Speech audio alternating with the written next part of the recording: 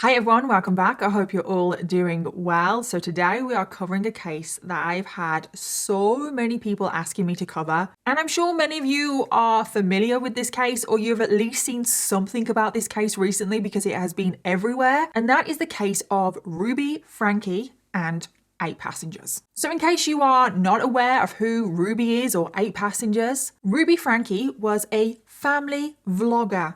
Yeah. And we know how controversial family vloggers are. Ruby Frankie would film herself, her husband, and her 6 children for their YouTube channel, 8 Passengers. You turn on the timer for 5 minutes and then you run as fast as you can and put as much stuff away as you can in 5 minutes. And their YouTube channel at its peak had 2.5 million subscribers. So we are talking a huge YouTube channel here. They were one of the biggest family vlogging channels on the platform. It's not her, it was her brother. Look, go down. She said, I'm so sorry, that was my brother. However, over the years, it became very clear that Ruby and her husband Kevin, they were not the best parents. The way that Ruby especially treated the children was just abhorrent. And my kids are literally starving. I hesitate to say this because it's going to sound like I'm like a mean barbarian, but I told the kids, I said, I'm not even going to let you eat breakfast until you get your chores done. And she would film everything. And then she would upload it to YouTube for millions of people to watch. You will answer for what you brought into this school and expose these children to.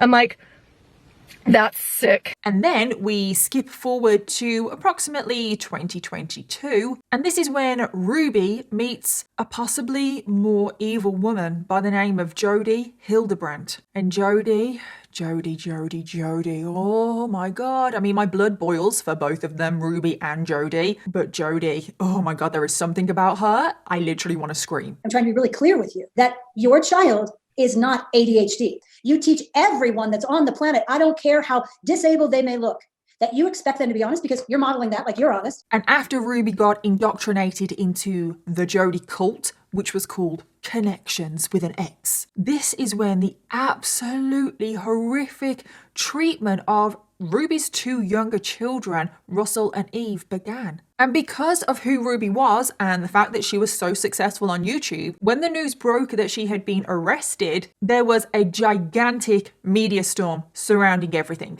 A Utah mother of 6 who became famous on YouTube for her tough love parenting advice has now been formally charged with felony child abuse. And then earlier this week, the 2 of them, Jodi and Ruby, got sentenced. So I thought this was the perfect time for me to cover this case because I have been getting so many people asking me to cover this case. And I just wanted to wait until like the sentencing was done, like everything was all wrapped up. And let's just dive in because we have so much to unpack with today's case. So I just wanted to give a huge thank you to today's sponsor, and that is Magellan TV. As you guys know, on this channel, we cover so many horrific cases, and a lot of the cases that we cover involve domestic violence. Very sadly, it's such a common occurrence in these cases. I'm only thinking back to the case of Judy Malinowski, which we covered like 2 weeks ago, where she was burned alive. Well, recently I have been watching a documentary on Magellan TV called Private Violence: Surviving Domestic Abuse, and this is something that I recommend every single one of you go and watch right now. The documentary starts off in nail-biting fashion. It is set in a domestic abuse shelter. A pregnant woman is trying to find safe haven there, and she is trying to flee her incredibly abusive partner. But he keeps calling her up, he keeps threatening her, saying that he's on the way to the shelter and he's going to do God knows what to her. And you can see this poor woman, she is just visibly broken. She is breaking down in tears, shaking all over, and she is just struggling to keep it together, and it is so hard to watch. But the heroic women that were working at the shelter, they get to work quickly. They call the police and they work together to try and set up a trap for this abusive partner, and they lie in wait hoping to get him arrested. And this documentary is just so well done. It's so heartbreaking hearing these stories, and it is edge of your seat kind of documentary. I could not stop watching it, and the documentary gives you an insight to what many people unfortunately have to experience in their own home, in their own relationships. And this is just one of many documentaries on Magellan TV, because Magellan TV is a documentary streaming service and they have one of the largest collections of true crime documentaries out there. So if you love documentaries, Magellan TV is definitely the streaming service for you. And best of all, Magellan TV are offering every single one of you a free 1-month trial. And if you wanted to take advantage of that absolutely incredible offer, all you have to do is go to the link in my description box, which is try.magellantv.com/Danielle Kirsty. And then you can go and watch the documentary that I have been watching recently, which is Private Violence, Surviving Domestic Abuse, or any other documentary of your choice, because there are so many to choose from. And using that link in my description box really does help out this channel, because it lets Magellan TV know that you came from this video. So I just want to thank Magellan TV once again for sponsoring today's video, but thank you to every single one of you guys watching right now, because truly without all of you guys I wouldn't get opportunities like this. And now let's jump into today's case. So we're going to start with Ruby, because she is the main person behind today's case. And Ruby was born on the 18th of January 1982, making her a Capricorn. And she grew up in the state of Utah with her parents, Chad and Jennifer Griffiths, and then her 4 younger siblings, who were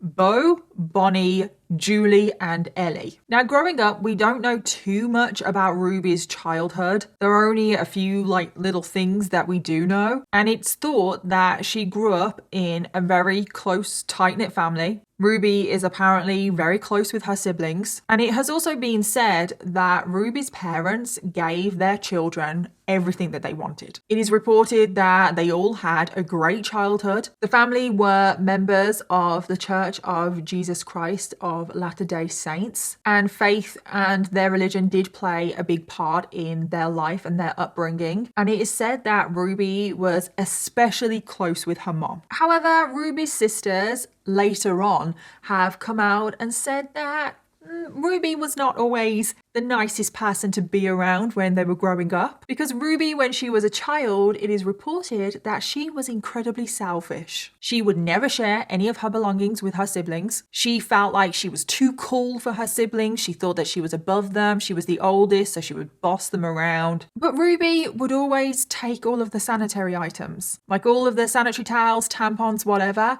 Ruby would take them all for herself and not leave any for her sisters. And I'm like, really? That's just so horrible. It's also reported that Ruby was incredibly competitive, and everything that she did to the extreme. She always wanted to be the best, and she would put a lot of pressure on herself to be the best. However, it is also said that Ruby lacked a lot of confidence when she was growing up. And because she was so competitive, she took it to the extreme, and because she was very selfish, she struggled to make friends. She didn't really have any other children in her life growing up apart from her siblings. And that is all we really know about Ruby's childhood. And then we skip forward a little bit, and as Ruby has gotten older, into her older teenage years, it seems that Ruby has one goal and one goal only, and that is to get married. When she was in high school, in her senior year, Ruby got engaged. And I'm like, what? However, the engagement soon broke off because her fiance was caught cheating on her, and then they broke up. And then when Ruby was 18 years old, she headed off to college. She went to Utah State University, and she still had this goal of getting married. She didn't actually care about college. She didn't care about her career, about her future. No. She wanted to get married, and she was going to college to find a husband. And when she was at university, this is when she did meet a very significant person to today's case, and that is Kevin Franke. Kevin and Ruby met pretty much at the start of college. They were both living in the same apartment complex, and they met at a meet and greet. And it is said that Kevin fell for Ruby pretty much straight away. He found her very funny, very engaging, and Ruby was also flirting with him. It seemed like Ruby was also really interested in Kevin. However, that wasn't necessarily the case, because Ruby, remember, she's got this one goal of finding a husband. So when she went to college, she was flirting with everyone. She was flirting with anyone and anyone to find her new husband. So Kevin definitely got mixed signals from Ruby. And I really am not being dramatic here. Ruby was really set on this one goal, and she had a vision in her head of what her perfect husband was going to be like. So much so that on the back of her dorm room door, she had a checklist of all of the different traits her husband must have. Like, she took this very seriously. And it turns out that Kevin went into Ruby's dorm room when Ruby wasn't there. Kevin was just pretending to talk to Ruby's roommate, and Ruby's roommate showed Kevin the perfect boyfriend chart on the back of her door. Kevin saw the chart, and because he had fallen for Ruby straight away, saw the chart, he memorized it, and then Kevin pretended to be the exact person that Ruby wanted. Can you believe that? Oh my God. So Kevin was pretending to be someone that he wasn't to get Ruby to fall for him, and it worked. Ruby truly thought that Kevin was this perfect person for her and that he met all of her different traits that she wanted in a husband. So the two of them enter a relationship. They meet each other's parents. Ruby falls in love with Kevin, or should I say the fake Kevin. Ruby fell in love with Kevin's family as well. They were also members of the Church of Jesus Christ of Latter-day Saints. And just 2 weeks later, Ruby proposes to Kevin. She is not wasting any time. And Kevin said yes. It's unbelievable. Like, how is this real? That is the definition of a whirlwind romance, and it's all built on lies. And just 3 months later, on the 28th of December 2000, they got married. Like I said, Ruby was on a mission when she went to college to find a husband, and she found one. And they had gotten married before Ruby and Kevin could even start their second year semester at college. So now Kevin and Ruby are married. Kevin went back to college and he was studying very hard to get his civil engineering degree. And then Ruby, because her goal of going to college was finding a husband, well, she'd done that. Ruby dropped out. She wasn't interested in college. No. She'd found herself a husband. Mission accomplished. And then as soon as she dropped out of college, Ruby then set her sights on her next goal, which was starting a family. And just 18 months after they got married, this is when Ruby fell pregnant for the first time. And on the 3rd of March 2003, this is when Ruby gave birth to her first child, who was a daughter that they called Sherry. And following the birth of Sherry, many more children would come in quick succession. Ruby gave birth pretty much every 2 years, give or take. She gave birth to her second child, Chad, in February of 2005. She gave birth to her third child, Abby, in April 2007. Her fourth child, Julie, was born in January 2009. Her fifth child, Russell, was born in July 2011. And then her sixth and final child, Eve, was born in September 2013. So yeah, pretty much every single 2 years, Ruby is giving birth. And in that time, Kevin did graduate from college, of course. He did graduate with his civil engineering degree, and he found a job as an associate at Brigham Young University, and the couple moved into their family home. And by the time we get to 2013, they are now a family of 8. And it seemed like they were really happy. And whilst Ruby was at home with the kids, this is when she first got the inspiration to pick up the camera. And she just started to vlog herself and her family. And this is very, very significant to today's case, because this is when Ruby Frankie creates the YouTube channel 8 Passengers. Now, Ruby and Kevin had uploaded random videos on YouTube before. This was not their very first YouTube video, but it was in January of 2015 that Ruby created the channel 8 Passengers. And on this channel, the very first video that she uploaded was titled The Making of Eve. And in the video, you can see Ruby, she is surrounded by her family and she's cutting into a cake to reveal the gender of her child. Now, it's not exactly known why Ruby decided to create her YouTube channel, what actually was the inspiration behind her uploading that first video. We don't know. And in the beginning, the videos are very amateur. They are just like random tiny little videos, weirdly edited together. They don't really make sense. However, over time, these little home videos that Ruby was posting started to gain a small but very loyal group of subscribers. You are going to do a blitz with me.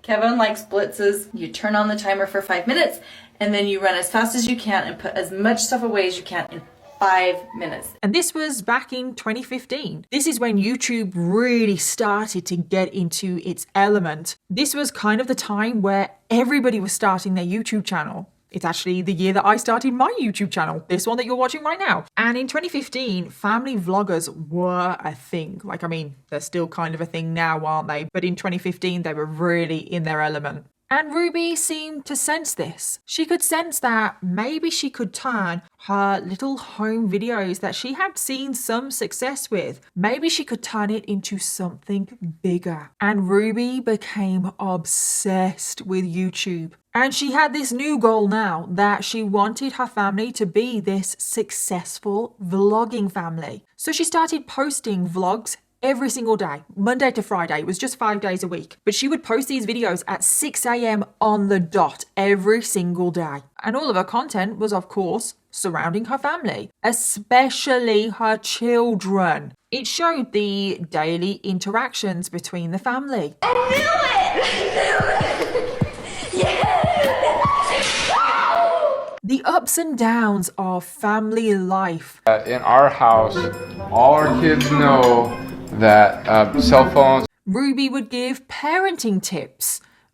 One thing that I think is very, very harmful is inappropriate memes. She would give cooking advice on how to cook meals for large families. Is because if I decide I wanted a roast at the last minute, pork is really quick and easy. It does not take all day. It takes like about 30 minutes. She would take the camera everywhere on shopping trips, doctor's appointments, dropping the kids off at school, any kind of day trips or vacations or private conversations with her children.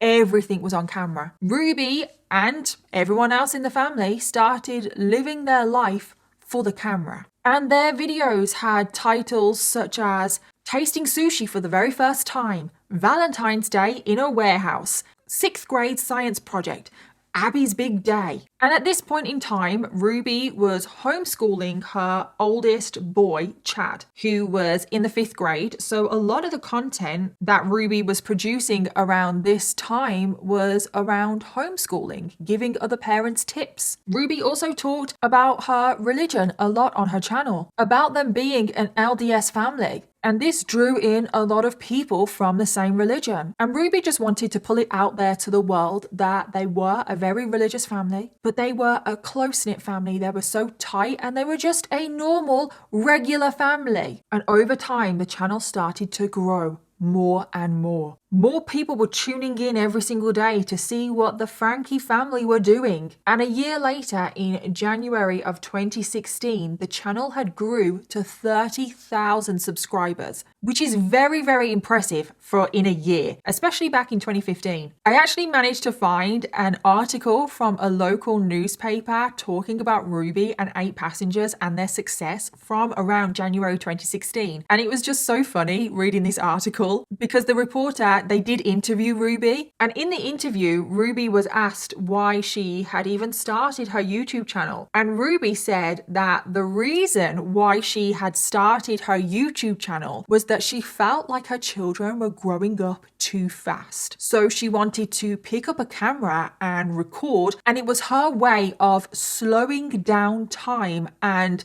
living in the moment. And it's just like, really picking up a camera is like the opposite of living in the moment. She also said in the interview that she pulls out the camera because it is a reminder to, quote, enjoy being with your kids as they are right now. Ruby also said that another reason why she created her YouTube channel because she wanted to show her children and others the power of a mother. She said, quote, I just want women who are still nursing babies and not sleeping through the night to see what it looks like at the finish line, to see that there is light at the end of the tunnel and see that it's beautiful and it's powerful and it's worth it. which you know what are all very nice words, but Ruby doesn't mean any of them. No. But incredibly, and I truly cannot believe this, over the next 18 months, so from January 2016 to August 2017, the 8 Passengers YouTube channel shot up from 30,000 subscribers to 1 million. That is crazy growth. The channel literally blew up. Like, that is so quick to go from 30,000 to 1 million in 18 months. And Ruby just could not believe it. Like, this was her dream. And as the time went on, their videos also started to get millions of views. A video titled "So Am I Sick?" went on to get 23 million views. I cannot stress enough how successful this YouTube channel was, how big they were, how many views they were getting. Another video titled "Baby Climbed Out of Crib" received 20 million views. And there were so many videos on their channel that were getting around the 10 million view mark. And then by the time we reached December of 2018, the channel had now grown to 2 million subscribers, before going on to hit the peak of the channel, which was 2.5 million subscribers in 2019. 8 Passengers was one of the biggest family vlogging channels on the platform. The kind of views they were getting were crazy. At the channel's peak, the channel was getting 25 million views every single month. I cannot even wrap my head around that. Like, I can't. That is so many views. And I assume all of their videos were monetized, because I don't know why they wouldn't have been. And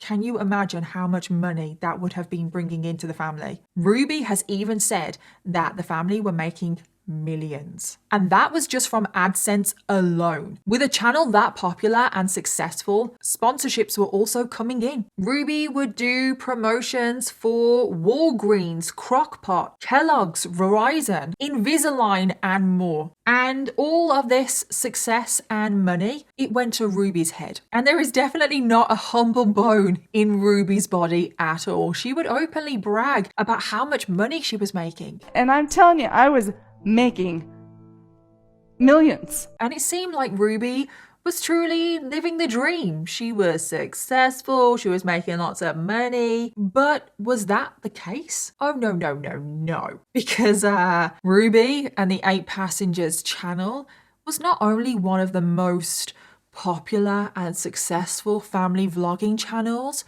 it was also one of the most problematic. Ruby would constantly be doing very controversial things. She would be saying very controversial things. And this brought a lot of negative attention to the channel. Now, family vlogging channels are controversial in the best of times, and I do not have time to go into my thoughts on family vlogging channels. But it's like there is just this huge debate going on right now, and it has been for years, on whether family vlogging channels are ethical. Is it right to film your children and put it on the internet because children can't consent? They're too young to understand what they're actually agreeing to, even if they did say they were okay to be on camera. It is an invasion of their privacy. God knows how it could affect them later down the line when they're an adult. I mean, I wouldn't want my childhood on the internet for anyone to see, for anyone in my future to see. And a lot of the times it does feel like child labor, because these family vlogging channels are only successful 9 times out of 10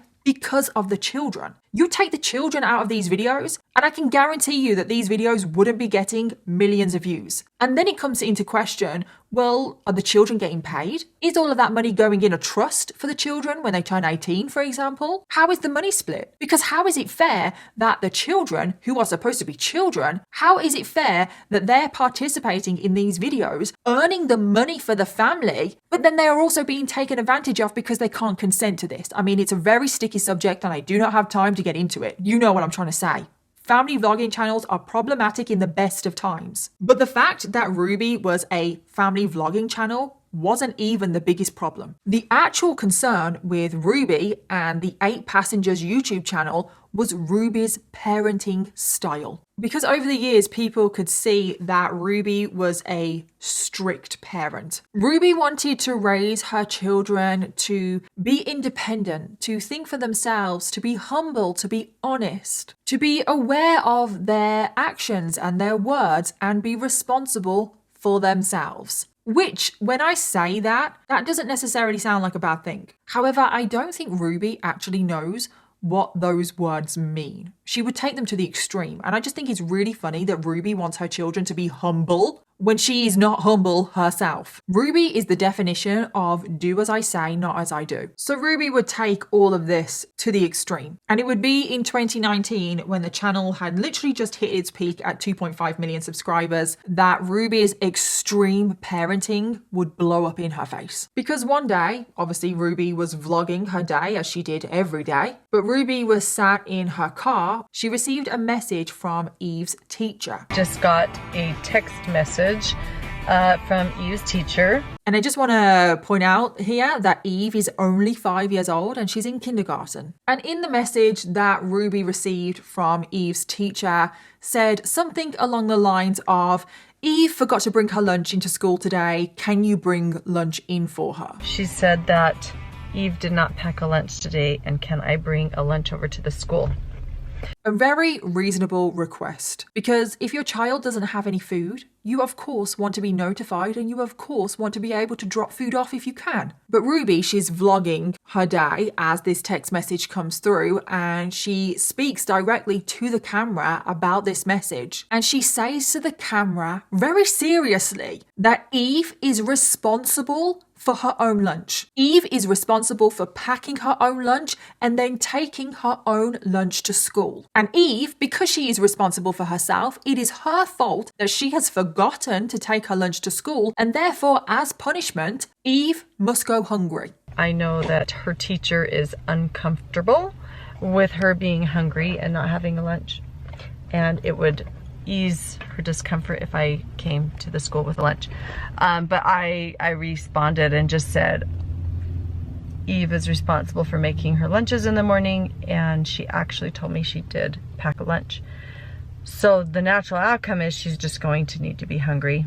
And I am not kidding here. Eve is 5 years old. Every single morning, Ruby makes Eve and the rest of the children, all of them, but she makes Eve, the 5-year-old, go into the pantry, go into the fridge, pack her own lunch, and then Eve is responsible for picking up that lunch and taking it to school. But then because on this day, because Eve had forgotten her lunch, Ruby thought that to teach her a lesson, her daughter must starve for the whole day. There is nothing wrong with trying to encourage your children to be independent, to say, pack your own lunch. What do you want for lunch? Like, get them involved. But she's 5 years old. How can you put it on her to be responsible for feeding herself? So Ruby replied to the teacher saying that she would not be bringing lunch for Eve. And then Ruby says one more thing to the camera, very seriously. Ruby says, hopefully no one gives her any food.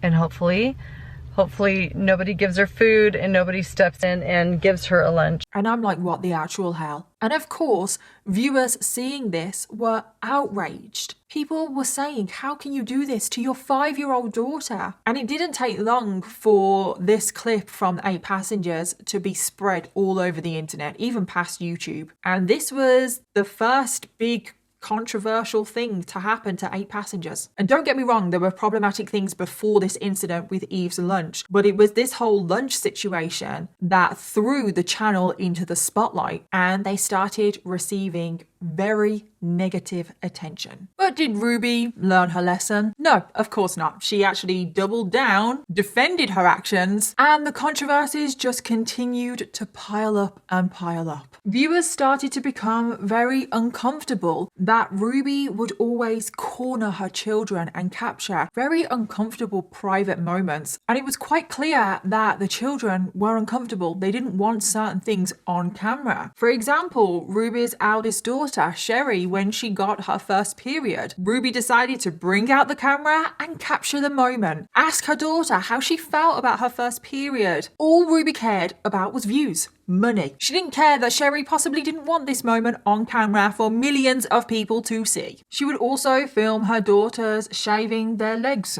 and their armpits. She would embarrass her older son Chad by reading his text messages on camera. It's not her, it was her brother. Look, go down. She said, I'm so sorry, that was my brother. Look, Oh my gosh, sorry, that was my brother. What is the nature of your relationship? Do you like her, or do you just like her? She's a new friend. That is really, really messy. I don't know. She would have very uncomfortable conversations with her children if they misbehaved. She would also threaten to withhold food from the children if they went against her ever-growing list of rules. There's nothing to eat? Yeah, I need to go to the store. Stop.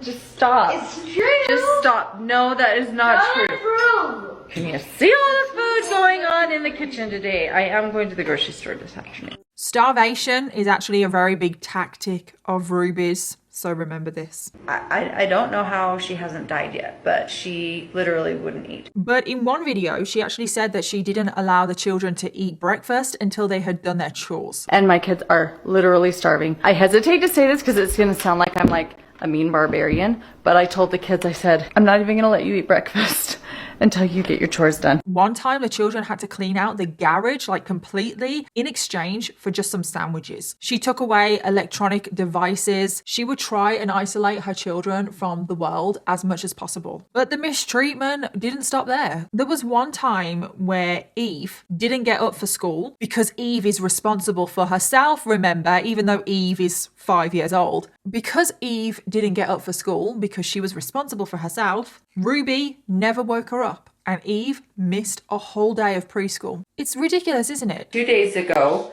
was preschool. Eve slept in. She's notorious for sleeping in. And she woke up and I thought, you know what? I'm not going to wake her up because every time I wake her up, she gets super grumpy and upset and I have to literally drag her and get her dressed. And she's old enough to do that herself. And she missed preschool. She slept in and she woke up and she's like, I'm ready to go to preschool. I said, you know what? Preschool's over. You slept through it. I'm sorry. And she's like, what? And I said, you need to get up and get ready if you're going to go to preschool because I'm not going to drag you out of bed. And so she... Aren't you still paying for it though? Yeah, I still pay for it, but it's a lesson learned. On another occasion, Eve left her ski coat at school, which was a complete accident. But to teach Eve a lesson, Eve had to miss out on the family ski trip. So the reason why Eve did not go skiing with us was because she left her ski coat at school. And over the Christmas break before New Year's, they took everything from the lost and found and took it to donate. And Eve said, well, that's okay. Just buy me a new one. Just buy me a new ski coat. I said, that is a very entitled attitude. And that is not how we work around here. If you lost your ski coat, you lost your privilege to go skiing. And Eve was about 6 years old when that happened. And it's just like, what the hell? You're earning millions of dollars from vlogging your children. Buy her a new coat. In one clip, which is just really, really cruel, Ruby pulled out a pair of scissors and threatened to cut the head off of one of Eve's stuffed toys. Let me tell you something. Let me tell you something. Look at me. No, you look at me. Look at Mama. If you cut one more thing in my house, Chopping its head off. I'm going to take the scissors, look at me, and I'm going to cut its head off. Grandma will be so mad. So what are you going to do? And in the clip, it's just so cruel and heartbreaking to see because Eve is traumatized. Because I think she was 5 in that clip. Can you imagine as a 5-year-old, your parent threatening to cut the head off of your toy? I mean, I know how I was when I was like 5, 6 years old. My teddy bears, my cuddly toys were like everything to me. In my mind, they were alive. Like I used to think it was like Toy Story. And if that had happened to me, I would have been traumatized as well. And it's just so heartbreaking to see Eve so traumatized. There was another occasion when the family ran out of toilet roll and Ruby wouldn't allow any of the children to use the bidet in her bathroom. Ruby said that they could only use the bidet if they had done enough chores. I don't know if I'm going to let you just come in my room and use it. Maybe for a special reward. Like maybe if you do your work on your respect charts for a whole week, then at the end of the week, you can earn a turn on the bidet. She also refused to pick up the children if they were sick at school. She actually said that they needed to vomit 2 to 3 times before she would even lift a finger. There was another time where Sherry needed to be rushed to the emergency room because her vision was going blurry, which obviously could have been a very serious thing. But what did Ruby do? Well, she spent an hour hiding in the bathroom, making herself all camera ready, doing her makeup, stalling. And she was vlogging the whole thing. She was actually on camera saying, "Oh, I think I'm ready now. I think I'm ready to take my daughter to the hospital." Vision is really blurry, like more blurry than it usually is. Kevin just came in. He's like, "I think we need to take Sherry to the emergency room." I said, "Well, let me take a shower and then I'll be out." And it's been an hour. So I'm cleaning the sink, I'm cleaning the countertops, mopping the floor. I'm stalling. I think I'm ready now. I think I'm ready to leave. I put on a little bit of lip gloss and that will be as much stalling as I'll go. I'm like, are you being serious? You're ready. What about your daughter? Her vision is going blurry. Like, seriously. Oh, I did watch a lot of their videos in preparing for this video and my blood was boiling so often. There was another absolutely ridiculous clip where Ruby had a full-on breakdown. She was in hysterics because one of her daughters, Julie, was supposed to perform a dance at school to a song that had gone popular on TikTok. And Ruby, she'd had enough. She'd had a complete breakdown. She was like, this is out of order. As soon as she found out the lyrics to this song, she said that the lyrics to the song were hardcore porn and that it was completely inappropriate for children to be dancing to this song. She threatened the school principal. And I looked it up to look up the lyrics. It is straight up hardcore porn. Straight up. I'm so upset. I'm so angry. And I had an appointment with the principal. And I said, I have a concern about the TikTok dances. I said, my problem is the choice of songs. And she says, well, we're not dancing to those lyrics. It's just a portion. And I said, even the section that's there is still seductive and lustful. I said, a 12-year-old, 13-year-old may not realize, but you and I as women know that that's seductive. You, the principal, who are supposed to be a standard, who have these precious children, you are not protecting them. You are not protecting them. You are introducing them to the world. And you're saying it's okay. You will answer for what you brought into this school and expose these children to. And she says, yeah, I will. And I'm fine with it. I am 100% fine with what I've chosen. I'm like, that's sick. And I bet you're wondering, what song is it? The song was Low by Flo Rida.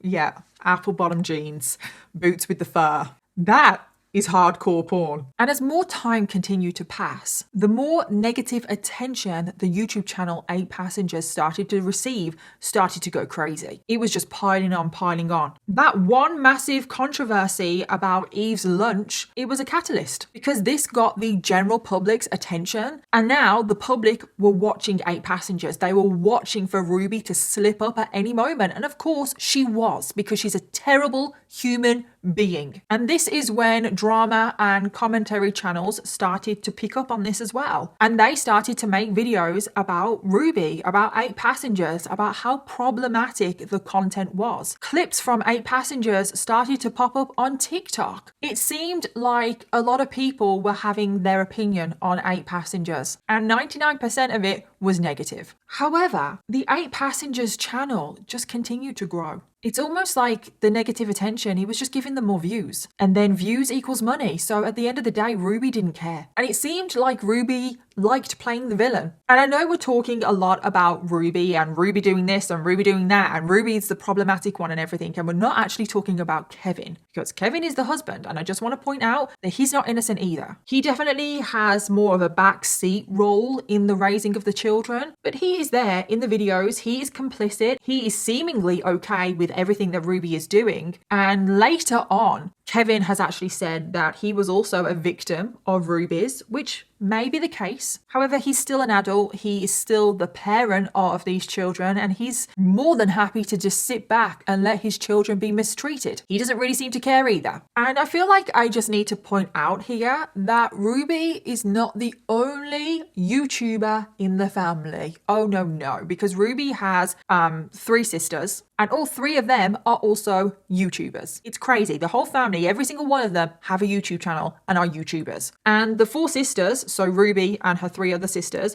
they actually all started vlogging at kind of the same time around 2015. And the other 3 sisters have pretty big YouTube channels on their own right. And it's just crazy that so many people from the same family are actually successful YouTubers. One of Ruby's sisters, called Ellie, has a YouTube channel called Ellie and Jared. And this documented Ellie and Jared's struggle to get pregnant. And their channel actually became really successful, and their channel actually grew to 1 million subscribers before 8 Passengers. Ruby's other sister, Bonnie, also has a very successful YouTube channel, which also grew to over 1 million subscribers around the same time as 8 Passengers. And then Ruby's other sister, Julie, has a very successful YouTube channel. Her channel has around 200,000 subscribers. Even Ruby's brother has a YouTube channel, and Ruby's parents, which all of them have around 200,000 subscribers. It's crazy that every single one of these people in this family have a YouTube channel, and they're all pretty successful. And I just want to add that most of them are also vlogging their children. Yeah. And they would all feature in one another's videos, which obviously boosted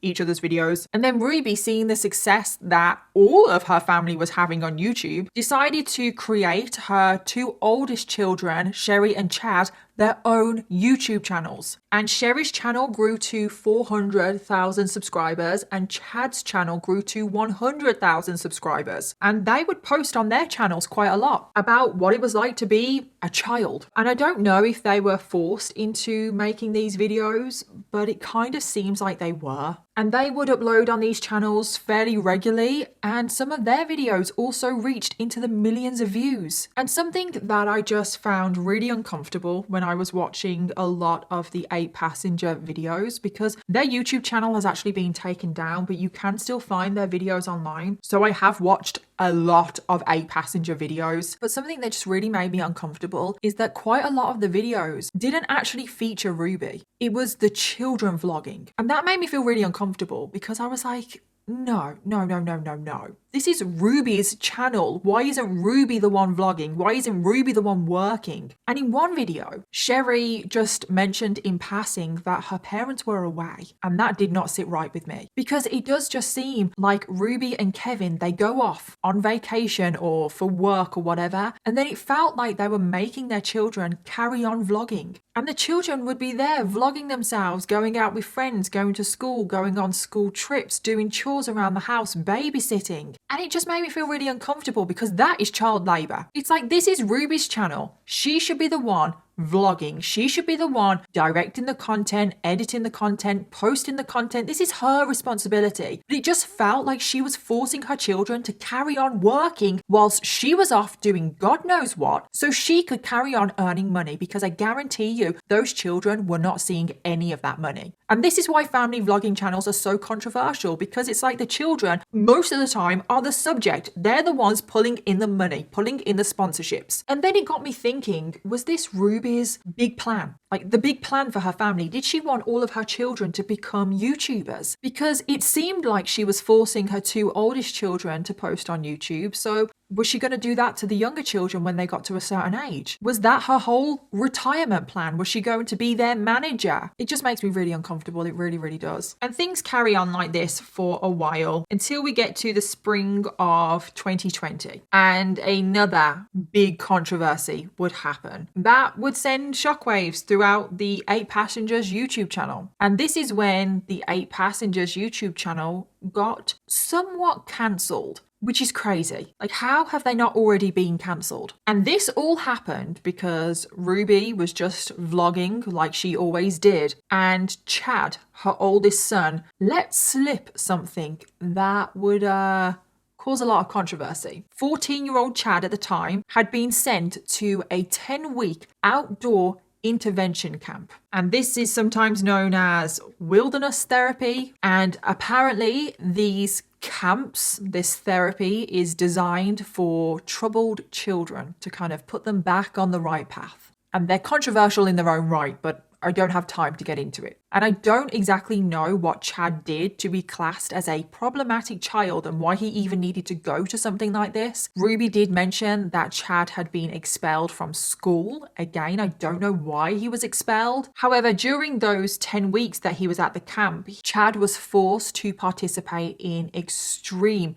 training regimens, and he was also forced to sleep on the cold, hard, concrete floor every single night for 10 weeks. So Ruby in this video is sat down talking to the camera, ranting about how her children need to take responsibility for themselves, that their belongings will get taken away from them if they are not responsible. And this is when Chad chimes in the video and says that this actually happened to him recently, that because he wasn't responsible, he lost some of his personal belongings. And this is when Chad revealed that what was taken away from him was his whole bedroom. Not some normal punishment like maybe saying, oh, you're not allowed to play on a video game for a week or no TV for a week or anything like that. No. Chad had his whole bedroom taken off of him. My bedroom was taken away for 7 months and then you give it back like a couple weeks ago. I don't think our viewers know that. You've been sleeping on a beanbag. I've been sleeping on a beanbag since October. And they gave my room back like 2 weeks ago. How do you even do that? Like, how do you even take a bedroom, a whole bloody bedroom? How do you take that off a child? And Chad was forced to sleep on a beanbag because he didn't have a bedroom. And his bedroom was taken away from him for 7 months. But what you guys didn't know was Chad didn't get any room. He didn't get anything. He was sleeping on the floor in the family room. And I just feel like we just need to process that right now.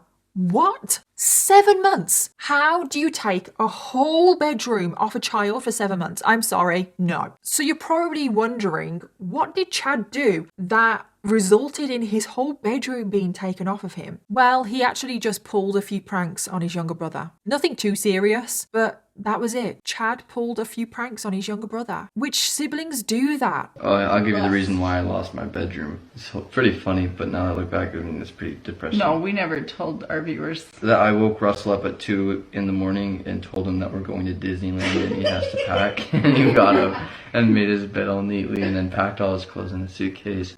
And then he walked out the door and I'm like, Russell, he was like, what? And he's all happy. Has his sunglasses on. Do you think it's funny? Because... And then I walk out. If you think it's funny, then that was 7 months ago. Maybe you need longer without a bedroom. I'm sorry, but there is nothing bad enough to take a whole bedroom off a child. When you are a child, when you are growing up, your bedroom is everything to you. It is your safe place. It is your privacy. It is your whole world. And to take that off a child, it's inexcusable. And then I just can't believe that Chad had to sleep on a beanbag for 7 months. And what I just think is absolutely crazy is that Ruby is sitting there when they're talking about this and they're all laughing and joking as if it's no big deal. How does Ruby film this? Because she's filming this. How does Ruby film this? How does she talk to the camera and film it, edit the video and think, yeah, I'm going to put that on YouTube? She thought that there was nothing wrong with taking a bedroom off a child, which is why she left it in the video. So then I start to think, okay,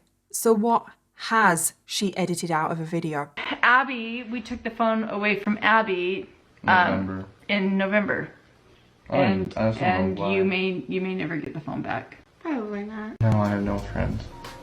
You can play with friends. No, like I don't have friends. I don't have friends either. I literally like told my friends I'm not hanging out with them anymore. I don't even know where they live. And then of course, when Ruby did publish this video about Chad talking about the fact that his bedroom had been taken off of him, the internet, quite rightly so, lost their mind. Everyone was outraged. And after this blew up into a huge controversy, Ruby just took the video down from YouTube. However, once you publish something on the internet, it's always going to be there. It doesn't matter if you take the video down, because people had caught on to what she had done very quickly, and clips of that video started to spread all over the internet like wildfire. So it didn't matter that Ruby took the video down, because it was now on the internet to live forever. More drama videos were being made about 8 Passengers, and this particular story about Chad losing his bedroom made national and international headlines. There was one British tabloid newspaper that posted an article titled "YouTuber Parents Accused of Child Abuse." And 8 Passengers did get somewhat cancelled, which is just crazy because they should have been cancelled a long time ago. And because they were being cancelled, that started to affect money. Sponsorships were dropping out on Pаssеngеrs because they didn't want to be associated with the channel. Their AdSense also started to plummet. And it seemed like everything was falling apart for Ruby. And what did Ruby do? Well, Ruby put on a grey sweatshirt with no makeup on and sat on the floor and she apologised. I'm joking. She did not do that. She just went on the defensive. She started saying that people were taking her words out of context. And it's like, no. There is no taking that out of context. She took a whole bedroom off of one of her children.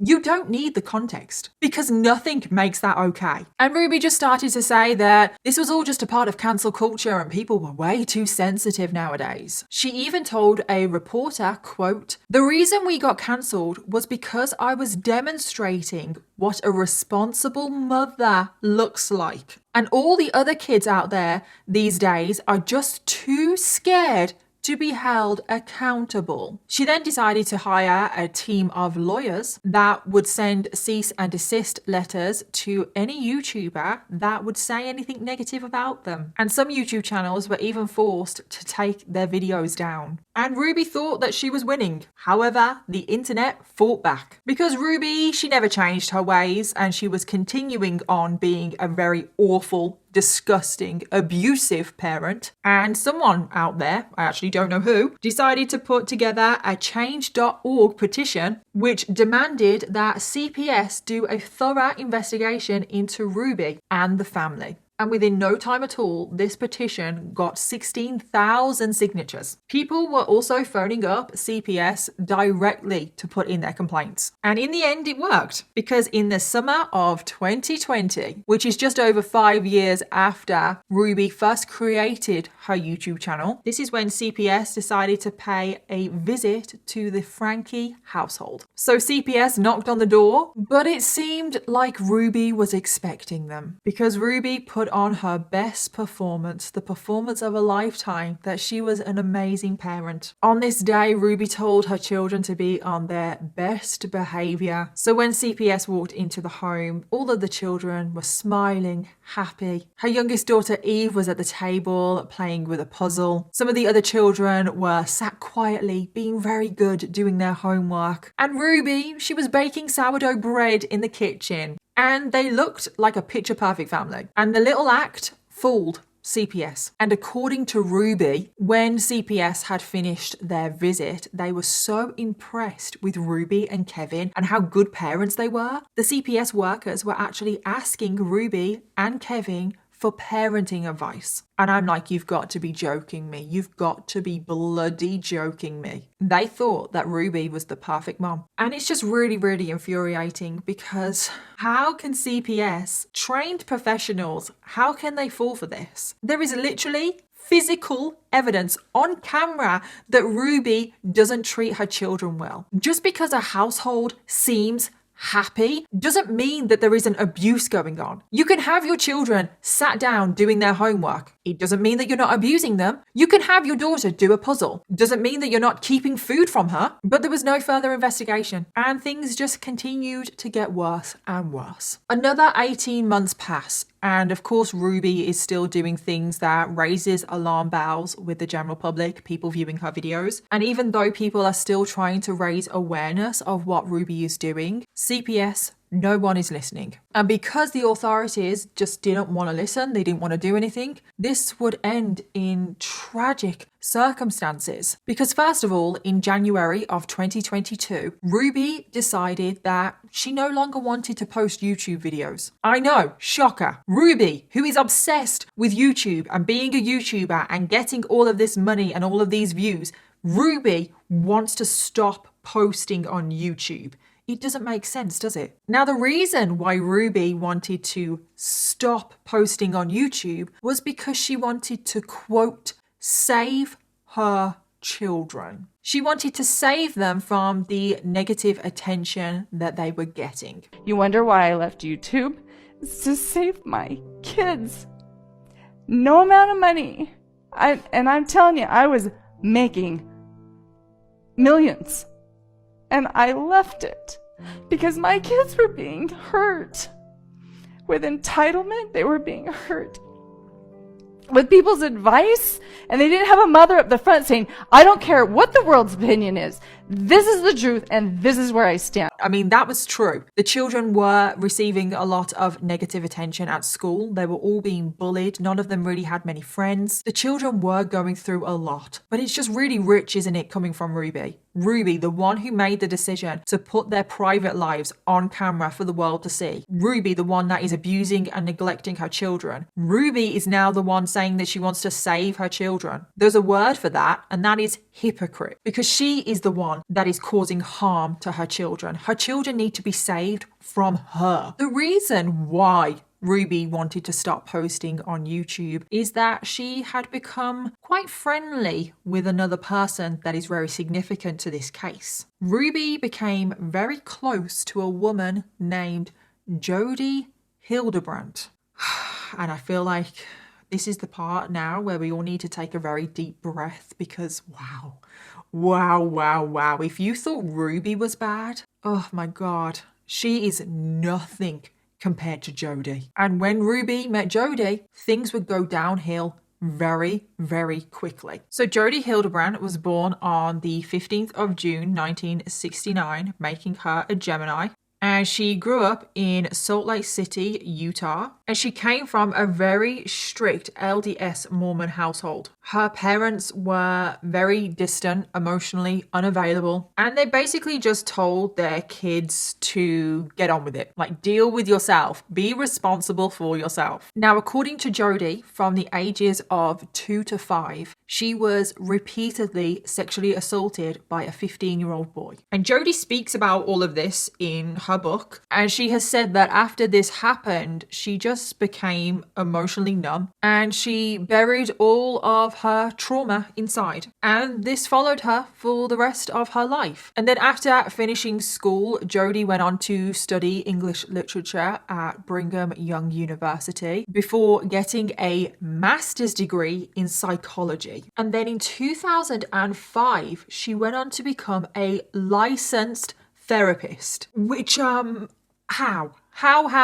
This is very significant to today's case. And then over the next few years, Jodi worked full-time as a mental health counselor until finally in 2012, she would start her own business called Connections with an X. And this business would soon go on to damage the lives of many people. So Connections, Jodi herself has described it as life coaching services, which was apparently, quote, a different modality of healing that psychotherapy cannot offer you.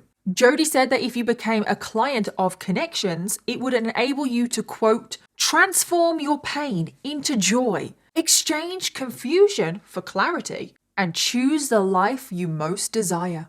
Jodi mainly focused on parenting and relationships. She said that by educating her clients with the principles of truth, which were to be humble, responsible, and honest, then her patients would change right before her very eyes. Engage in distortion and still find joy, you will not be successful. It won't matter where you go. You must be willing to choose principles of truth, which is learning how to be honest, responsible, and humble. And there's many other principles. But that is not really what Jodi was teaching. No, Jodi just wanted to control people, and she wanted to teach people to hate themselves. And Jodi had a ton of clients, and she would charge over $180 per hour. And she made a lot of money. However, during the process, she ruined so many lives. So the parenting techniques that she would teach were absolutely awful. She taught parents that children were evil and manipulative, and that children are out to get you. She also taught parents that you should not love your children unconditionally, and you should never get too emotionally attached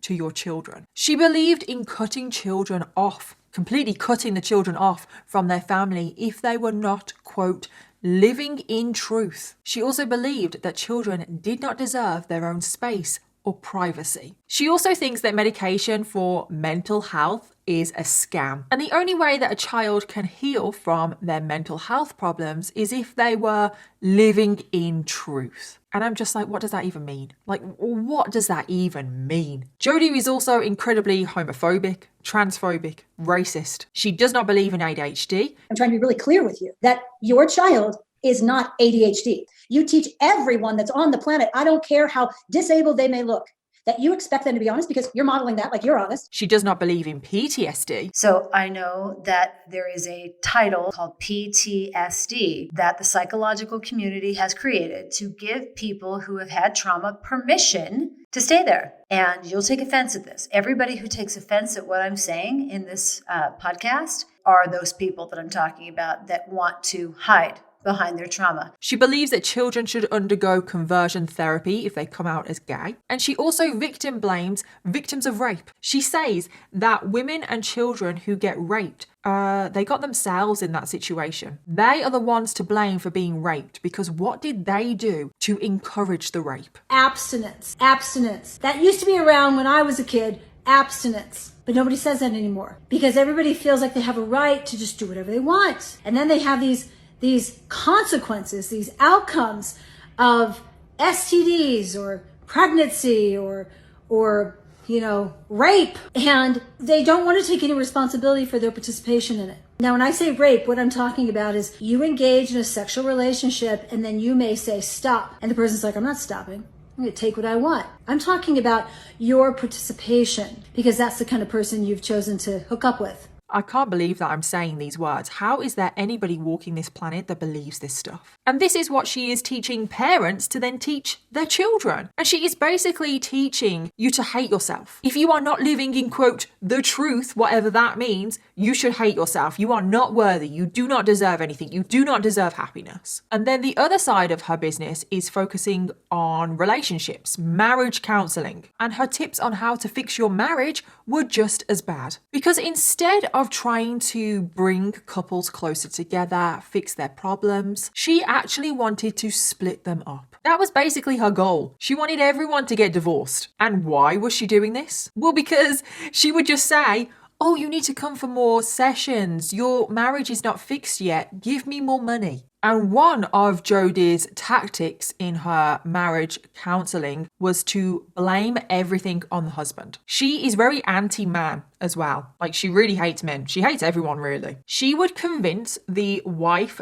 and the husband that the husband was a terrible person. She would convince all of her clients that the husband was a liar, a cheater, an abuser, that the wife needed to be scared of the husband because the husband posed a threat to her and her children. Jodi would also say that the husbands were living in distortion. And you're going to hear that word a lot because that is Jodi's favorite word, distortion. Engage in distortion. And Jodi would basically say that you are living in distortion if you are addicted to something. But the problem with Jodi is that she said that everyone was addicted to something. Whether that was you are addicted to food or your phone or work or sex, porn, anything. Everyone was addicted to something, so everyone was living in distortion. And she would tell the couple that they needed to come to more sessions so the husband could be fixed and so he didn't continue on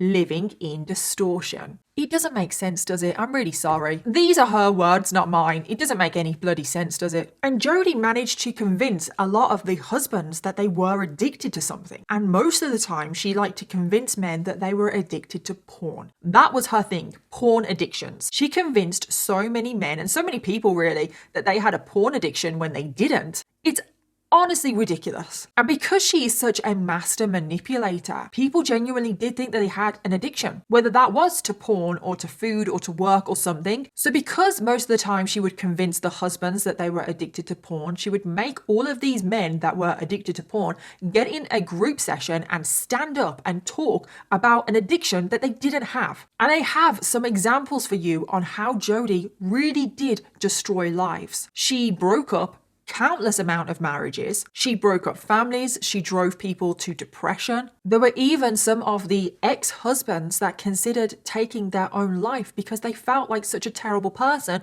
because they were living in distortion. Jodi even did the same thing to teenage boys. There is a story about this teenage boy who got taken to Jodi because he had a, quote, mobile phone addiction, cell phone addiction, which I don't know if he did have that or not, I'm not sure. But when he was seeing Jodi for his cell phone addiction, Jodi managed to convince the teenage boy that he actually had a porn addiction. And this young boy, this teenage boy, had never actually watched porn at this point. So it's like, how does he have a porn addiction if he's never even watched it? And then she made this teenage boy, and I'm pretty sure he was 16 years old, but she made this teenage boy get into one of those group sessions with grown men to talk about his porn addiction that he never even had because he never even watched porn. How traumatic would that be? And there are a ton of negative reviews from Jodi's past clients, and I have some of the reviews to read out for you. One review said, quote, I saw Jodi for years. She did more damage than good. I saw her tear apart families and destroy relationships. She is evil.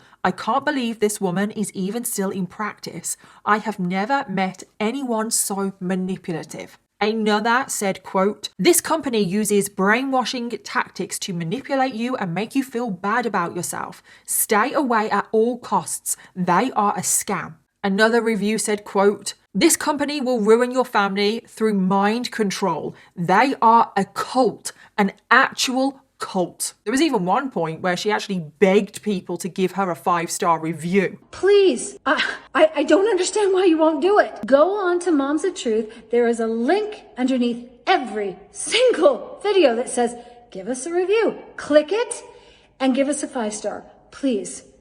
It will get our rating back up. And I can't stand Google. I think it's the stupidest thing that somebody's done because it's misused, it's manipulated, it's used for dishonest and deceptive purposes. And these people that go and give 5 stars, they're all lies. I mean, I've read every single one of them. And I think there's probably 2 people that I know that are mad because they didn't get the outcomes that they wanted working with me. And guess why they didn't get the outcomes? Because they weren't willing to humble. Their spouses are doing lovely, but they're mad because they didn't get their spouse to do what they want.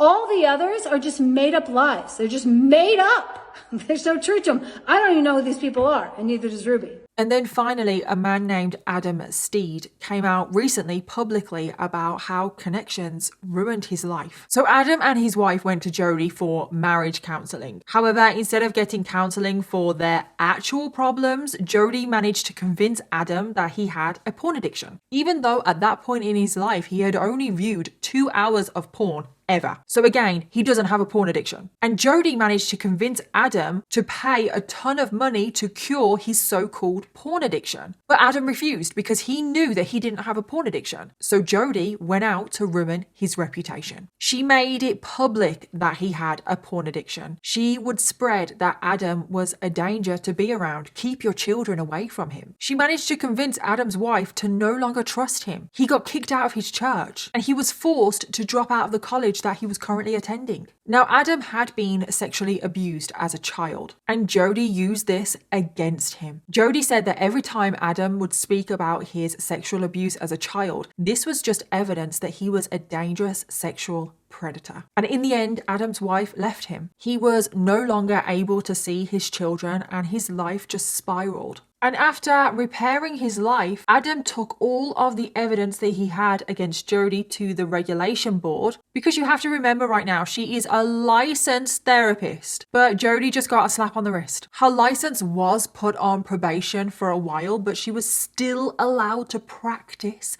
whilst on probation. And then after 18 months of being on probation, her license was fully reinstated, like it never even happened. And Adam is just one of many stories, because Adam has only recently come out publicly, so who knows how many more people could come out in the future. But Jodi, even after this whole thing with Adam, she continued on to get clients. She continued on getting paid tens of thousands of dollars every single month to basically ruin people's lives. And you might be wondering, well, how is she getting all of these clients? Because she has so many bad reviews on the internet. Well, it was because the church kept recommending her, and therefore because the church endorsed her, people trusted her. So hopefully that gives you a good enough overview of how evil Jodi Hilderbrandt is and her business connections, if you can even call it a business, because it basically is a cult. So now we return back to Ruby, and it's currently 2022, and Ruby has decided that she wants to stop posting on YouTube. And it was around 2022 that Ruby and Jodi decided to join forces and become an evil pair together. But Ruby had actually met Jodi 2 years prior in 2020. Ruby had hired Jodi to be her son's therapist, her oldest son, Chad. Remember Chad? He's the one that has already gone to wilderness therapy. He's the one that had his whole bedroom taken off him and he had to sleep on a beanbag for 7 months. Now, for some reason, Ruby thought that Chad needed counseling, so she employed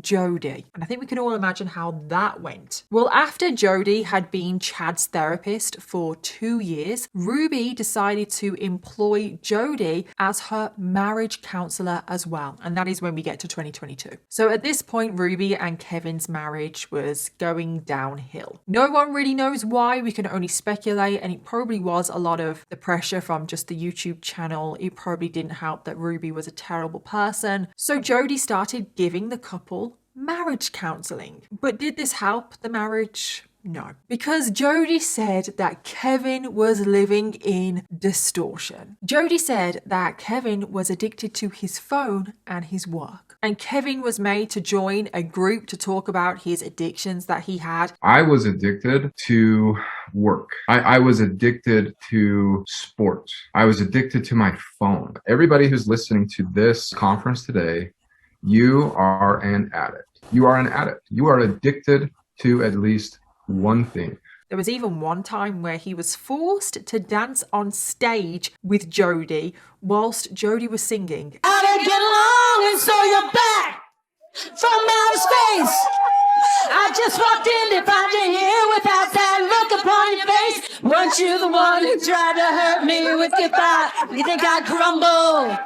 You think I'd lay down and die? Oh no, not I. Now, for a while, Kevin was brainwashed by Jodi. He did actually think that he was living in distortion and that he was a bad person and that he needed to change. However, clearly, Kevin kind of woke up a little bit and he decided that what Jodi was saying, it was all complete BS. He didn't like the influence that Jodi was having on Ruby. Jodi was just worming her way into Ruby's life. And Jodi's sole mission was to turn Ruby against Kevin. There was even one point where Jodi lived with the couple and Jodi just kept saying to Ruby that they needed to split up, that they didn't belong together and that they should be separated. And in the end, Ruby and Kevin, they did separate. But Ruby didn't care about the separation. She didn't care that her marriage had broken down. She actually was just more than happy to go along with Jodi and all of her BS. And Ruby was a pretty terrible person before Jodi, but after Jodi, Ruby is just a million times worse. And this is when Ruby decided to join Connections. Yeah, she started to work for Connections as a, quote, life coach. And she basically became Jodi's right-hand woman. She appeared on podcast episodes with Jodi. She would appear on the Connections social media pages. I was a hugely disconnected, selfish,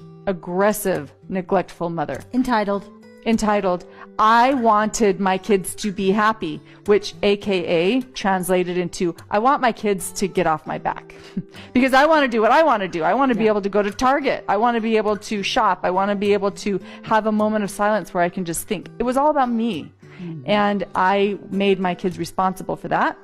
And so I allowed them to have what they wanted. And then out of the blue, Ruby appeared on a YouTube video with Jodi saying that she was stepping back from YouTube to focus solely on Connections. And this YouTube video, wow, is it dramatic. It is like so over the top. She broke down in crocodile tears and she basically said that she was stepping away from YouTube to save her children. And she also said that she used to make millions and she was stepping away from all of that because money is not important. Making sure that her children are not living in distortion and living in truth is more important. I've been full-time. You wonder where I've been on my vlogs? You wonder why I left YouTube?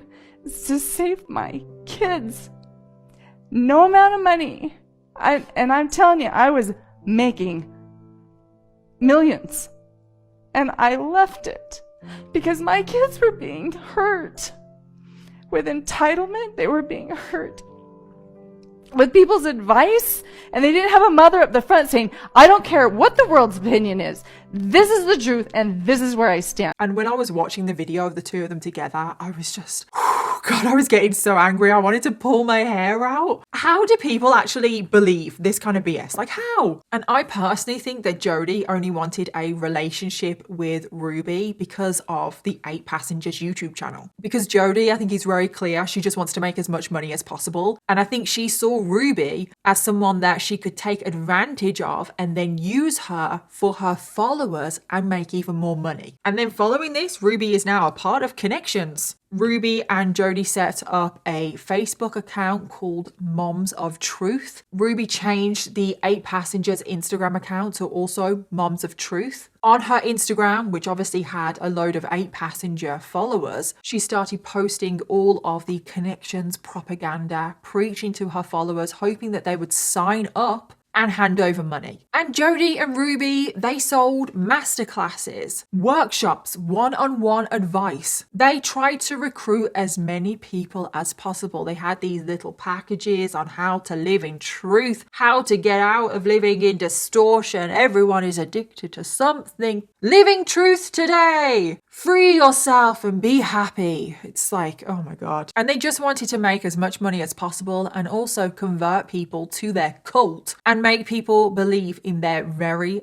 damaging views. So now that Ruby is a business partner in Connections, we now need to talk about how Ruby and Jodi started to treat Ruby's youngest children, Eve and Russell. And I need to warn you now, because this is where this case really does get hard to listen to. So I just said how Ruby and Jodi treat the 2 younger children, Russell and Eve. But what about the other children? Because there is 6 children here. Well, by the time we get to the end of 2022, Sherry was 19 years old. She had already moved out and she was at college. Chad was currently 17 years old, and I couldn't actually figure out where he was, but I know he wasn't living with Ruby at this point. Maybe he was living with his dad, and I know that he was possibly preparing to go to college himself, so he is also no longer in the house. And then the 2 middle children, which were Julie and Abby, who were aged 15 and 13, they were still living in the house with Ruby, along with their 2 younger siblings, Russell and Eve, who were now aged 11 and 9. And I don't know much information about Julie and Abby because obviously they are also living in the house, but I do not have any information about how they have been treated. I mean, we know from everything that I have already said in this case that all of the children have been abused and neglected in some sort of way, and they are being exposed to abuse and neglect of their siblings. The only information I know though is how Eve and Russell were being treated. And we have already spoken so much about Eve in this video. She did seem to get a lot of mistreatment, maybe more than the others. But Russell, he was the second youngest. He also seemed to be treated much worse as well. So it was always the 2 younger children that seemed to get treated the worst. For example, Russell was made to do push-ups because he left his socks outside. You are not going anywhere unless you pick up your junk.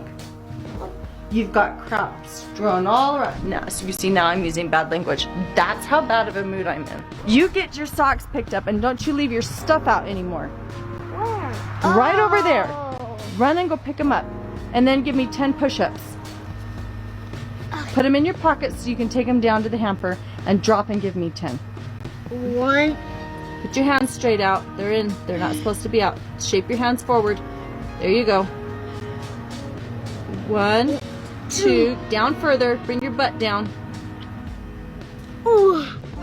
In another occasion, the 2 youngest children, Russell and Eve, were pulled out of school so they could clean the floorboards at home. And during one Christmas, Ruby and Kevin, this was obviously when they were still together, they told the 2 younger children, Russell and Eve, that Santa wouldn't be visiting them this year because they had been too selfish. So on this Christmas, Russell and Eve had to watch their 4 other siblings open so many Christmas presents, and they had to sit there and they got nothing. Ruby said to Russell and Eve that they actually had the best gift of all, and that was the gift of truth and repentance. And then in one final particularly bad incident, Russell ended up being banned from all electrical devices. So any phone, iPad, gaming system, TV, everything. As well as being banned from seeing his friends for a whole summer. So for a whole summer, Russell was expected to just sit there with his own thoughts, like to do nothing and not see any of his friends and be completely isolated and alone. And why did he receive this punishment? Well, because he used the iPad when he wasn't supposed to be. And then in true Ruby fashion, she made Russell sit on camera and talk about this. Hey, you guys,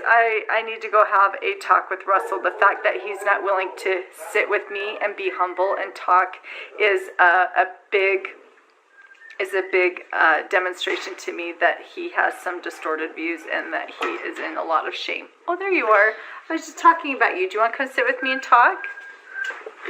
I'm going to get down on your level. I've noticed that you've been hiding from me and you are feeling a lot of embarrassment and shame. I don't know. You tell me what you're feeling. Mad? Because I really won't get anything for summer. I won't be able to go anywhere. No, I don't have any friends. No iPads, no TV, nothing. Okay, so I hear you. That sounds like a lot to be taken away. That sounds like it's going to be a miserable summer. Can I tell you what I see? Would you be open to hearing what I have to say? I see that yes, the iPads will be taken because you weren't responsible. You were lying and being manipulative with them. Yeah, but you did start it. And Eve may have started it. That's very possible. And who's responsible for you being disobedient around the iPads? Me. You. Yeah. So it's up to you. If you want to be miserable because you don't get TV or iPad, that is totally up to you. You get to choose boredom and you get to choose to be miserable. What I am seeing, though, is that you're upset with the outcome for being mischievous. And instead of being humble and accepting that there is an outcome for you behaving like that with the iPads, instead you're being selfish. And what I would like to see is that you be humble and say, yeah, you know, I own it. I was mischievous with the iPads. I was sneaking them. I can see where I've broken trust. And I don't want our relationship to be an untrusting relationship. And it is so clear in Russell's face that he doesn't want to be on camera. He looks so uncomfortable. My heart really breaks when I see Russell in that video. And all of that treatment of Eve and Russell is before Jodi is even in the picture. So can you imagine how they are now going to be treated now that Jodi is in the picture? Because Jodi is a despicable, disgusting excuse for a human being. Because Jodi was now going to help Ruby discipline her children, which was basically just abuse the children. However, before we get to that, we need to talk about Jodi's niece, Jessie, because Jodi has done this before. Jodi has abused a child before. So back in 2010, this was before Jodi even created Connections. She was still a licensed therapist though, and this is when her 16-year-old niece, Jessie, came to live with her for a little while. So Jessie had fallen out with their parents. I don't really know what happened. And Jessie was placed in the care of Jodi because Jessie needed help. And because Jodi was a therapist, she could fix Jessie. However, after a few days, Jodi told Jessie's parents that they needed to stay a little bit longer. And Jessie ended up staying with Jodi for a year. And Jessie was trapped in this nightmare because Jodi believed that the devil himself, Satan, was living inside of Jessie. And why was that? Well, that was because Jessie was gay. Jodi told Jessie that she needed to perform spiritual surgery on Jessie to remove Satan from inside. On top of all of that, Jodi also convinced Jessie that they were living in distortion, that they had all of these addictions, that Jessie was a drug addict, that they were a porn and sex addict. And Jesse is only 16. At this time, they had never taken drugs and they had never watched porn. But again, Jodi seems to be obsessed with porn. If anyone has a porn addiction, it is Jodi. And as a result of all of these so-called addictions, Jesse was blindfolded, their mouth was duct taped. And this was a reminder that everything that came out of Jesse's mouth was a lie. Jesse was also punched in the back, dragged by their hair. Food was withheld. Jesse was forced to undergo grueling physical exercise. There was one time where Jesse was made to run up and down a mountain. Jesse was also made to grovel and beg on their hands and knees. Jesse was forced to drop out of school and they were placed in isolation for over 12 hours every day. Jesse was not allowed to talk to anyone and they were also only allowed to use the toilet for 2 minutes with the door open. Jesse was also not allowed to use tampons because Jodi said that it was a form of masturbation. And this went on for a whole year. This kind of torture. It is torture and abuse. There was one time where Jesse was forced to sleep outside on a balcony during winter without a blanket. And it was so bitterly cold that Jesse contemplated jumping off of the balcony. But thankfully, Jesse was able to escape. They went to the police and they reported the abuse and they were taken out of Jodi's care. But Jodi, she never faced any punishment. She was never reprimanded. And it's like, how? And that treatment of Jesse was just absolutely horrific. And I just really hope that Jesse is doing okay today. But then 10 years later, because Jodi didn't suffer any kind of punishment for what she had done, she was now about to inflict the same kind of treatment that she did on Jesse to Russell and Eve. At this point, it is late 2022 going into early 2023, and Ruby was completely going off the rails. She seemed completely indoctrinated into Jodi's little cult. She went along with everything that Jodi said. And in classic cult fashion, this is when Ruby started to isolate herself from everyone. Ruby essentially cut herself off from her whole family. She didn't allow her children to see them either. Ruby was obviously now completely cut off from Kevin. Ruby also has no contact with her oldest daughter, Sherry. I actually think it was Sherry that cut off her mom, not the other way around, because Sherry had just had enough. She didn't like her mom anymore. So Ruby is now completely isolated with just her 4 children living at home, which was the 2 middle children, Julie and Abby, and then the 2 youngest children, Russell and Eve. Ruby also decided to pull all 4 of those children out of school, completely isolate them from the world as well. So now all 4 of those children are completely under the control of Ruby and then under the control of Jodi. Now it was at this point, under the advice of Jodi, that Ruby decided to take her 2 youngest children, which were Russell and Eve, and they were to go and live with Jodi full time. This was essentially so the 2 younger children could fix their behavior and go through essentially kind of like a boot camp to get rid of their sins and so they could live in truth. So in May of 2023, Russell and Eve moved in to Jodi's home. Julie and Abby stayed at home with their mom, Ruby, and then Ruby would travel back and forth between the 2 houses to keep an eye on all 4 of her children. And in order to get Russell and Eve to, quote, live in truth, they needed to be cured of their selfishness. And this is when Jodi and Ruby came up with a brutal routine, and they were forced to do some of the most inhumane things over the next 3 months. And I really do have to warn you now, the treatment of Russell and Eve is abhorrent. No words can even explain how bad it is. Because first of all, in order to cure Russell and Eve of their sins, both of them had to do strenuous physical exercise and activity every single day. And at this point, both children had been pulled out of school, so every single day blurred into one another. Every single day, it was like Groundhog Day. They were forced to complete hours of physical labor outside in the blazing sun. They then had to stand on a cement patio with no shoes or socks on, causing severe burns and injuries to their feet. They were also forced to work outside without any sunscreen, meaning that they had repeated and severe sunburns all over their body, which would blister. And I just want to remind you all of their ages. They are only 9 and 11 years old. They were also denied food and water on a regular basis. And when they were given food, they were given barely enough to survive, and it was very, very plain food. Both children became extremely dehydrated. They felt like they were going to pass out at any moment every single day from dehydration, from malnourishment. And whenever the two children couldn't work any longer outside because they literally had no energy and they were starving, they were punished. They would be forced to do extreme exercises, such as carrying extremely heavy boxes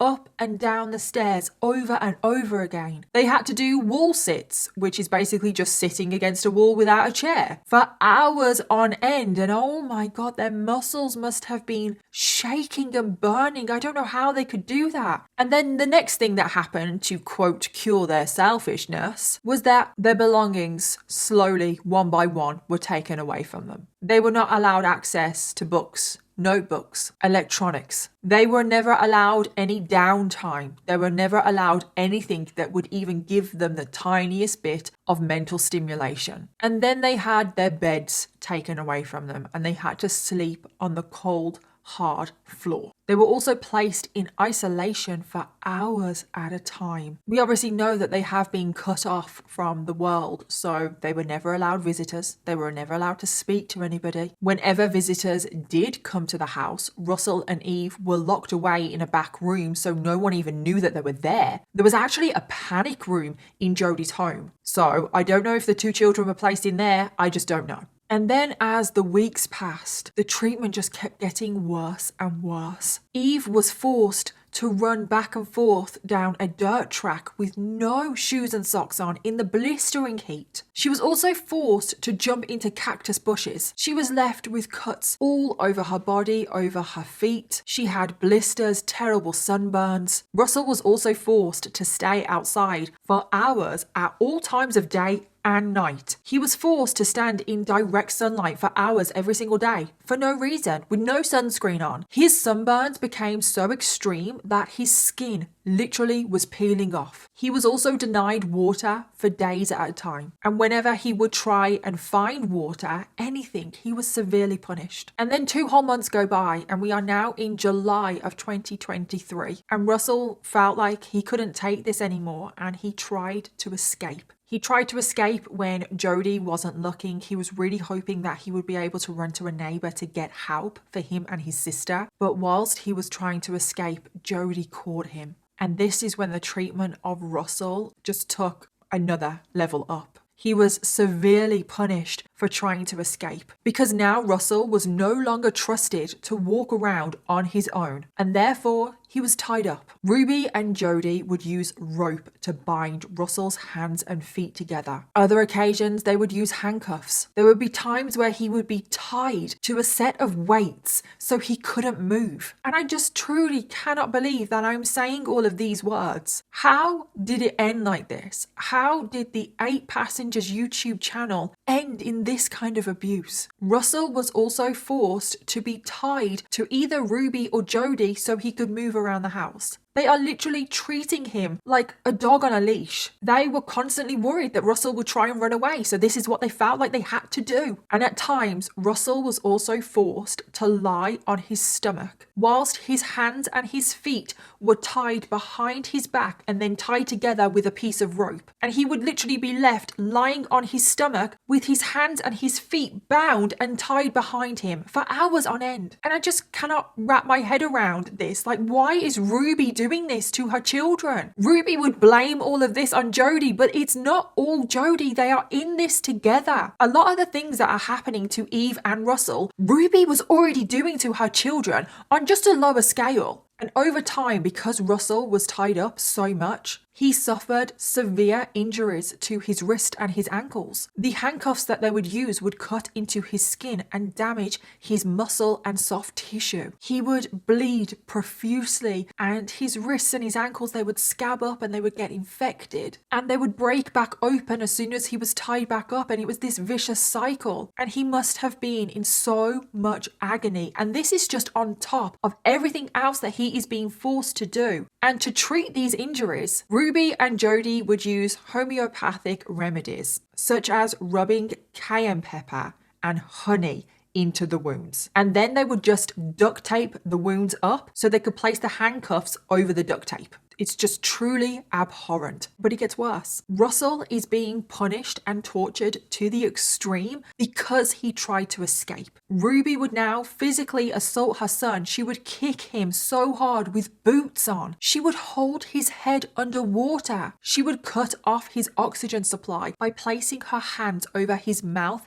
and nose. And they were trying to do this to scare Russell into never escaping. And they were also trying to scare Eve to make sure that she never tried to escape as well. And I'm like, why are you doing this? What is the purpose? But they tried to justify the abuse they did. Ruby and Jodi would tell Russell and Eve that they deserved this abuse, that they were evil and they were possessed, and that they needed to repent for their sins. And that is why they were being abused, because they were bad people. And what is just truly heartbreaking is that Russell and Eve believed them. They were both brainwashed into thinking that they were bad people, that they deserved this treatment, and that this abuse was an act of love. It just makes me sick to my stomach. And now we get to the end of August 2023. Russell and Eve have had to endure this torture boot camp for 100 days, which is just truly unimaginable. I can't believe how quickly all of this escalated. And I literally want to scream because the warning signs were there. But CPS, the authorities, nobody ever did anything. This could have all been prevented. But thankfully, the end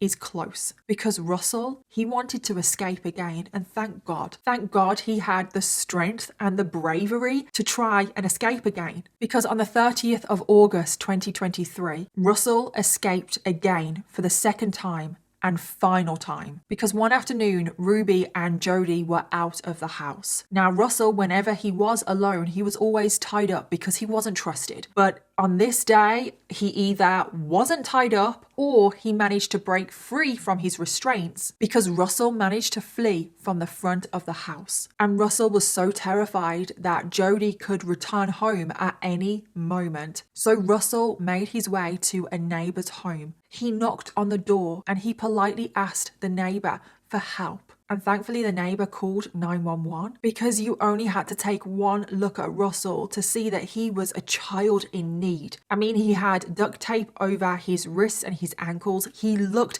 malnourished. He was dehydrated. There was cuts and bruises and burns all over him. The neighbor was absolutely horrified by what they saw. They show up here at my front door asking for help. And he's said he just came from a neighbor's house, and we know there's been problems at this neighbor's house.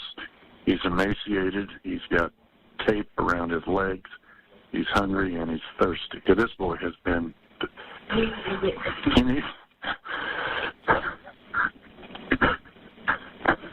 This kid has obviously been... I think he's been detained.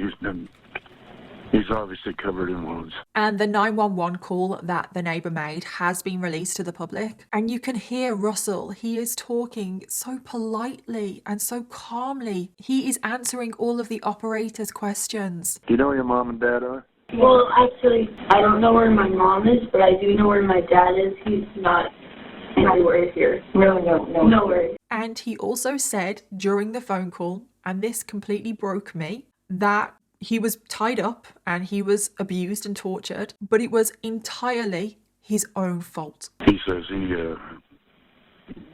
what's happened to him is his fault. And that makes this a million times worse. The mental and emotional damage that Jodi and Ruby have put these children through. But thankfully, Russell was now safe. Police made their way over to the neighbor's house. They rescued Eve, who was in a very similar state. Both children needed to be treated at the hospital, of course. And then Jodi returned home and police immediately arrested her. The police searched the house and they found all of the evidence of the abuse and torture. And this is when the police learned learned that the two children had been tied up, they had been starved, dehydrated, forced into physical labor. And once they discovered all of this, they then immediately went over to Ruby's home and arrested her as well. And then the very next day, on the 31st of August 2023, Ruby and Jodi, everything that they have done came to light. It was released to the public. And it was made public that the 8 Passengers YouTuber mom, Ruby Franke, was arrested on charges of child abuse. A Utah mother of 6 who became famous on YouTube for her tough love parenting advice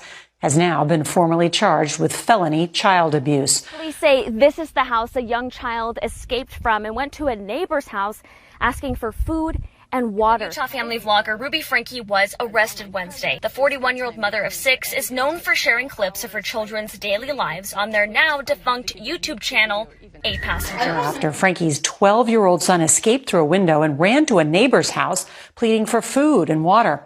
Police say the boy was severely malnourished and had lacerations from being tied up. And this was actually the first time I had ever even heard of 8 Passengers, because I do not pay attention to family vlogging channels. That is not my thing. So I had never heard of Ruby Franke, 8 Passengers, none of this. And this is obviously when the downfall of 8 Passengers happened. The YouTube channel was removed. It was removed by Ruby herself. I don't know why she did that. Did she think that she was going to get rid of evidence or something? Ruby was left in complete and utter disgrace. And many people around the internet were like, I told you so. But just thankfully, Ruby and Jodi were behind bars now and all of the children were safe. And as the months passed, Ruby really did her best to try and wriggle out of this. She tried to blame the whole thing on Jodi. Ruby started to say that Jodi had brainwashed her and manipulated her, which I've already said is a load of BS, because Ruby was already treating her children terribly before Jodi even came along. Jodi just made the abuse more extreme, but Ruby was still neglecting and abusing her children before Jodi. So no,